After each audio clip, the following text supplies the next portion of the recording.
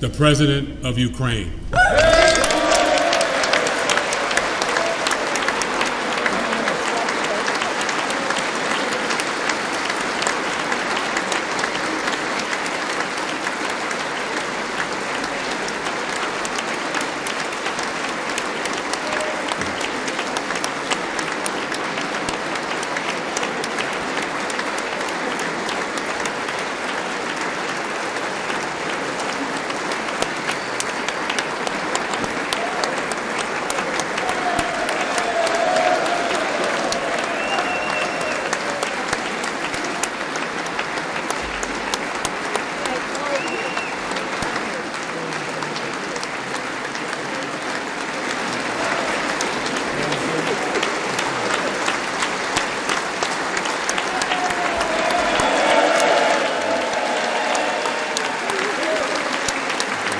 Thank you so much.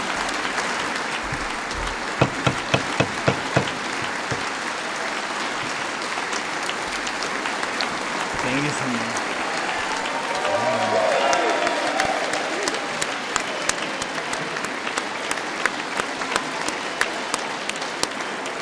Героям слава.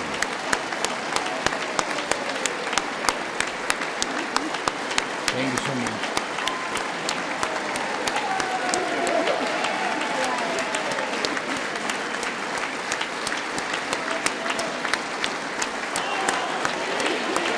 Героям слава!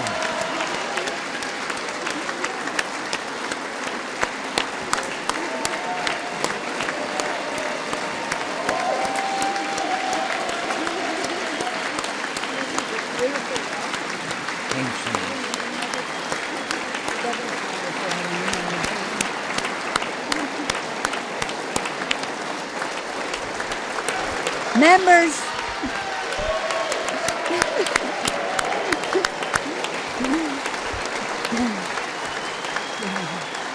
members of Congress. I think it's too much. I think it is.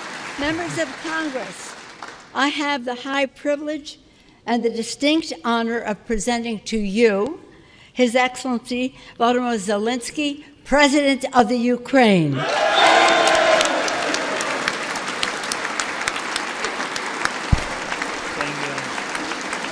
Thank you so much.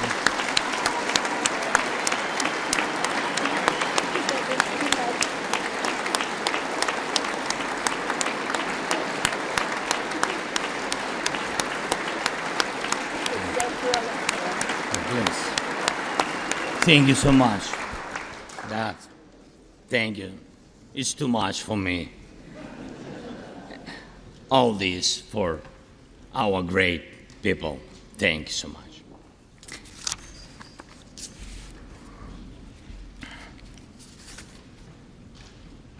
Dear Americans, in all states, cities, and communities, all those who value freedom and justice, who cherish it as strongly as we Ukrainians, in all our cities, in each and every family, I hope my words of respect and gratitude resonate in each American heart.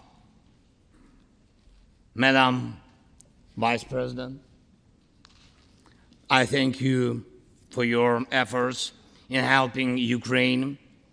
Madam Speaker, you bravely visited Ukraine during the full-fledged war. Thank you very much. Great honor. Thank you.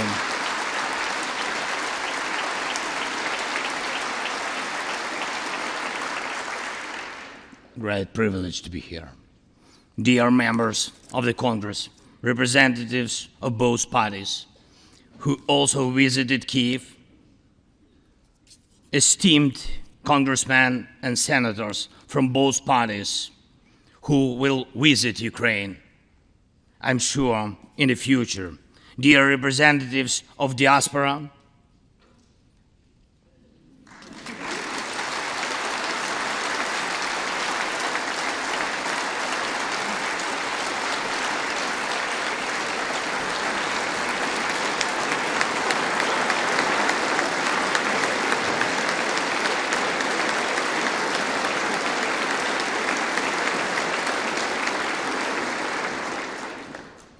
present in this chamber and spread across the country, dear journalists.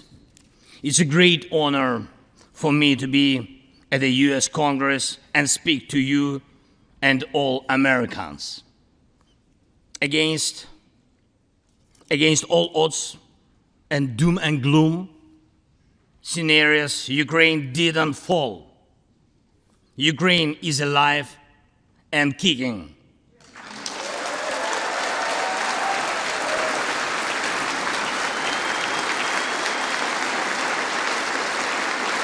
Thank you.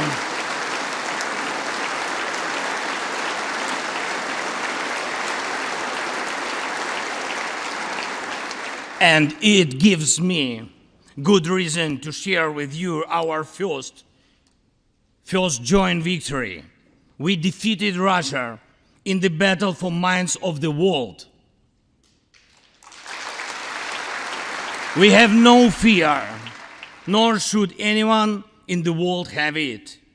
Ukraine's gained this victory, and it gives us courage, which inspires the entire world. Americans gained this victory, and that's why you have succeeded in uniting the global community to protect freedom and international law. Europeans gained this victory, and that's why Europe is now stronger and more independent than ever. The Russian tyranny has lost control over us.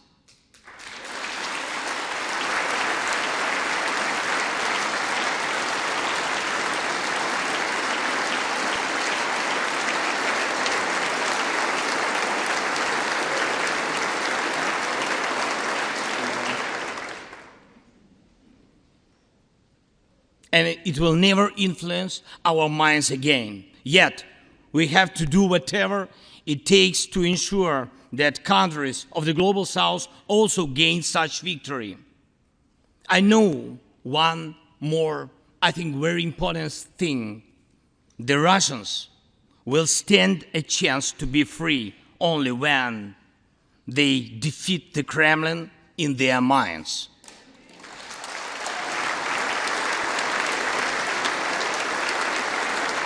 Yet, the battle continues, and we have to defeat the Kremlin on the battlefield. Yes, this battle is not only for the territory, for this or another part of Europe. The battle is not only for life, freedom, and security of Ukrainians or any other nation which Russia attempts to conquer.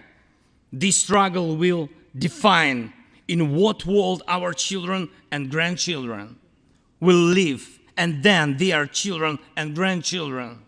It will define whether it will be a democracy of Ukrainians and for Americans for all. This battle cannot be frozen or postponed.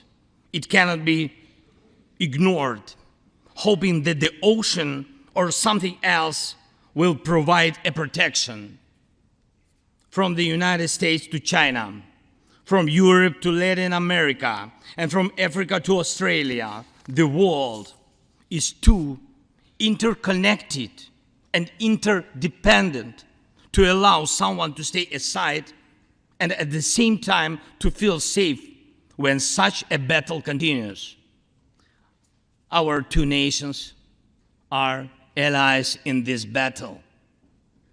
And next year will be a turning point. I know it, the point when Ukrainian courage and American resolve must guarantee the future of our common freedom, the freedom of people who stand for their values.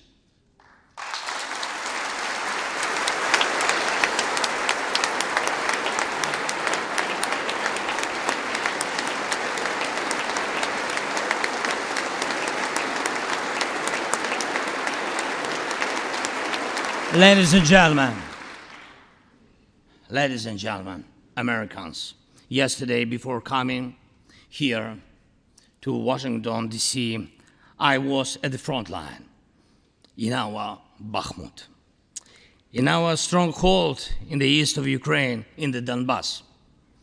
The Russian military and mercenaries have been attacking Bakhmut non-stop since May.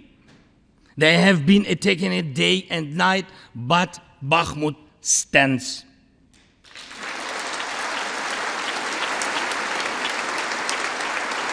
Last year, 70,000 people lived there in Bakhmut, in this city, and now only few civilians stay. Every inch of that land is soaked in blood. Roaring guns sound every hour. Trenches in the Donbas change hands several times a day in fierce combat and even hand fighting. But the Ukrainian Donbas stands.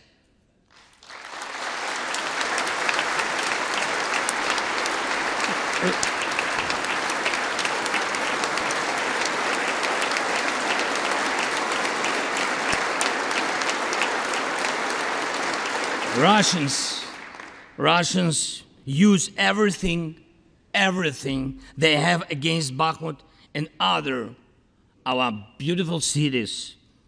The occupiers have a significant advantage in artillery. They have an advantage in ammunition. They have much more missiles and planes than we ever had.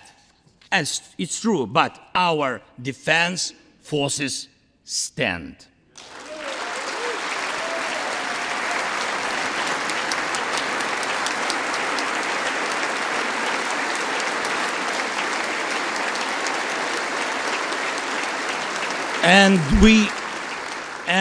And we all are proud of them. The Russians' tactic is primitive. They burn down and destroy everything they see. They send thugs to the front lines. They send convicts to the war. They threw everything against us, similar to the other tyranny, which is in the Battle of the Bulge. Threw everything it had against the free world, just like the brave American soldiers, which held their lines and fought back Hitler's forces during the Christmas of 1944. Brave Ukrainian soldiers are doing the same to Putin's forces this Christmas.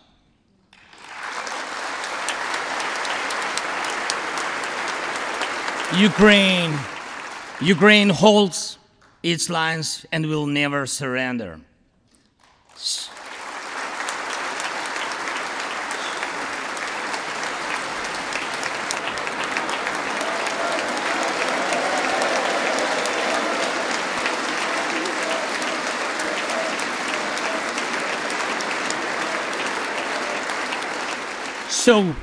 So here is the front line. The tyranny which has no lack of cruelty against the lives of free people. And your support is crucial, not just to stand in such fight, but to get to the turning point to win on the battlefield. We have artillery. Yes. Thank you. We have it. Is it enough? Honestly, not really. To ensure Bakhmut is not just a stronghold that holds back the Russian army, but for the Russian army to completely pull out, more cannons and shells are needed. If so, just like the Battle of Saratoga, the fight for Bakhmut will change the trajectory of our war for independence and for freedom. If your patriots stop the Russian terror against our cities, it will let Ukrainian patriots work to the full to defend our freedom. When Russia cannot reach our cities, but its artillery, it tries to destroy them with missile attacks. More than that, Russia found an ally in this genocidal policy, Iran. Iranian deadly drones sent to Russia in hundreds became a threat to our critical infrastructure. That is how one terrorist has found the other. It is just a matter of time when they will strike against your other allies. If we do not stop them now, we must do it.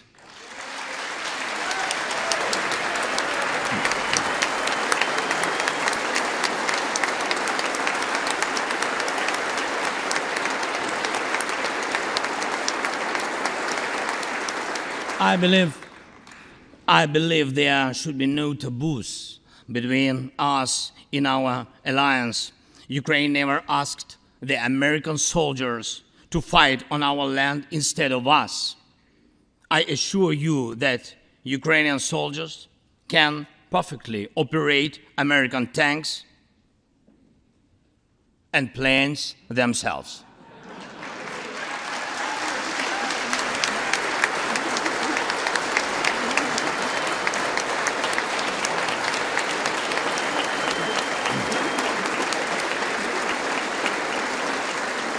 Financial assistance is also critically important, and I would like to thank you very much. Thank you for both financial packages you have already provided us with and the ones you may be willing to decide on. Your money is not charity. It's an investment in the global security and democracy that we handle in the most responsible way.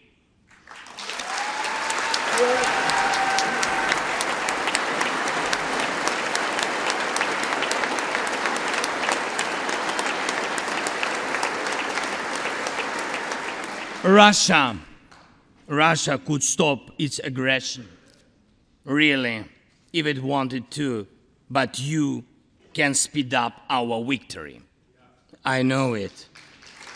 And it will prove to any potential aggressor that no one can succeed in breaking national borders, no one committing atrocities and reigning over people against their will. It would be naive to wait for steps towards peace from Russia, which enjoys being a terrorist state. Russians are still poisoned by the Kremlin. The restoration of international legal order is our joint task. We need peace. Yes, Ukraine has already offered proposals, which I just discussed with President Biden, our peace formula, 10 points which should and must be implemented for our joint security, guaranteed for decades ahead. And the summit which can be held, I'm glad to stress that President Biden supported our peace initiative today. Each of you, ladies and gentlemen, can assist in the implementation to ensure that America's leadership remains solid, bicameral, and bipartisan. Thank you.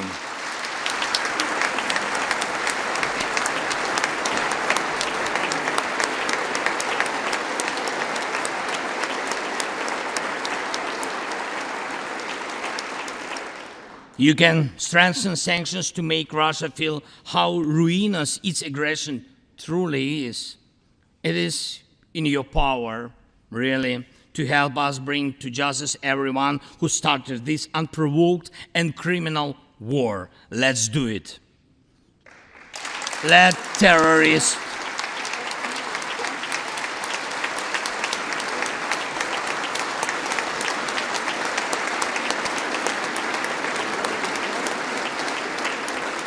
Let the terrorist state be held responsible for its terror and aggression and compensate all losses done by this war. Let the world see that the United States are here. Ladies and gentlemen, Americans, in 2 days, we will celebrate Christmas. Maybe candlelit. Not because it's more romantic, no, but because there will be no electricity. Millions won't have neither heating nor running water. All of these will be the result of Russian missile and drone attacks on our energy infrastructure. But we do not complain. We do not judge and compare whose life is easier. Your well-being is the product of your national security, the result of your struggle for independence and your many victories. We, Ukrainians, will also go through our war of independence and freedom with dignity and success.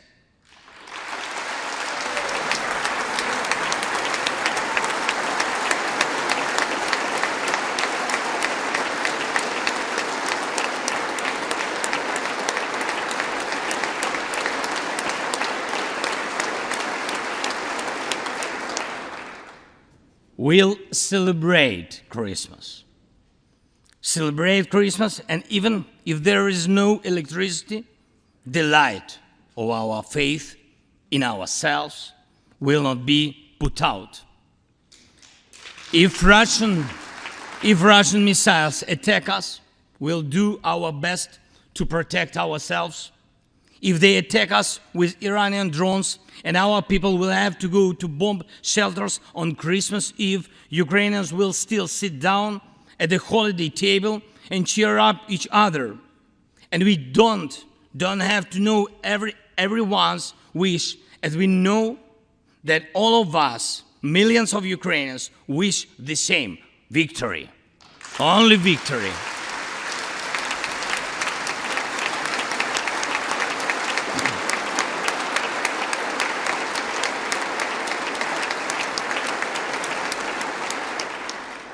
We already built strong Ukraine with strong people, strong army, strong institutions together with you. We developed strong security guarantees for our country and for entire Europe and the world together with you. And also together with you, we'll put in place everyone who will defy freedom. Put in. This will be the basis to protect democracy in Europe and the world over. Now, on the special Christmas time, I want to thank you, all of you. I thank every American family which cherishes the warmth of its home and wishes the same warmth to other people. I thank President Biden and both parties at the Senate and the House for your invaluable assistance. I thank your cities and your citizens who supported Ukraine this year, who hosted our Ukrainians, our people, who waved our national flags, who acted to help us. Thank you all, from everyone who is now at the front line, from everyone who is evading victory. Standing here today, I recall the words of the President Franklin Delano Roosevelt, which are, I think, so good for this moment. The American people, in their righteous might, will win through to absolute victory. The Ukrainian people will win too, absolutely.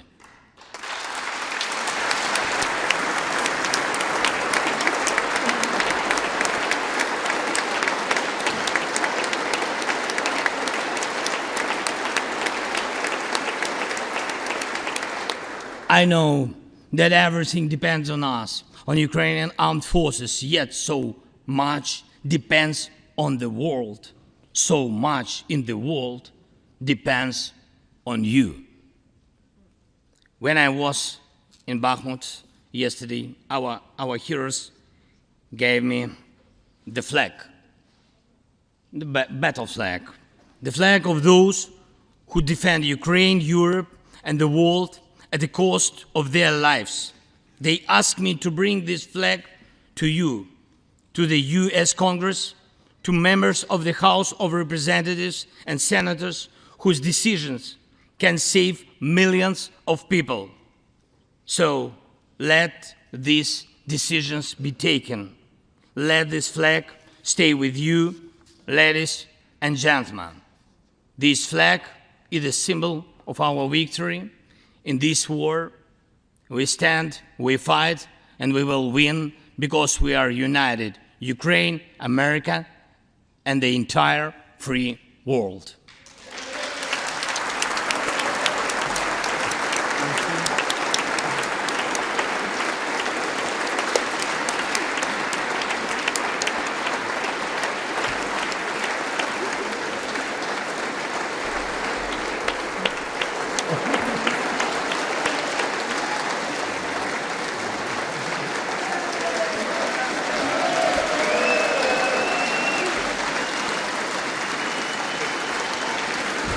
Just one thing, if I can, the last thing, thank you so much. May God protect our brave troops and citizens.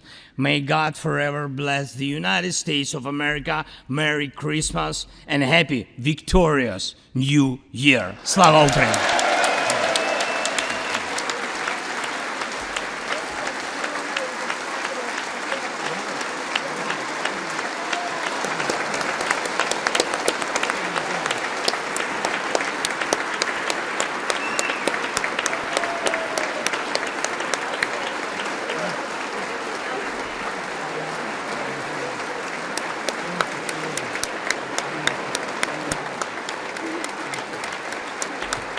Thank you so much.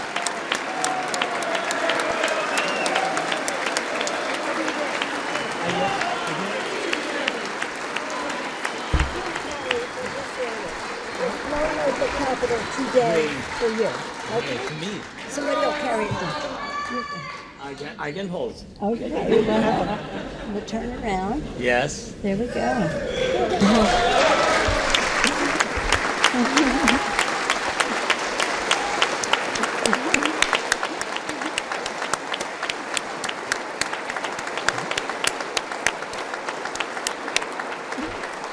This flag was flown over the Capitol today in honor of the President's visit. Thank you so much.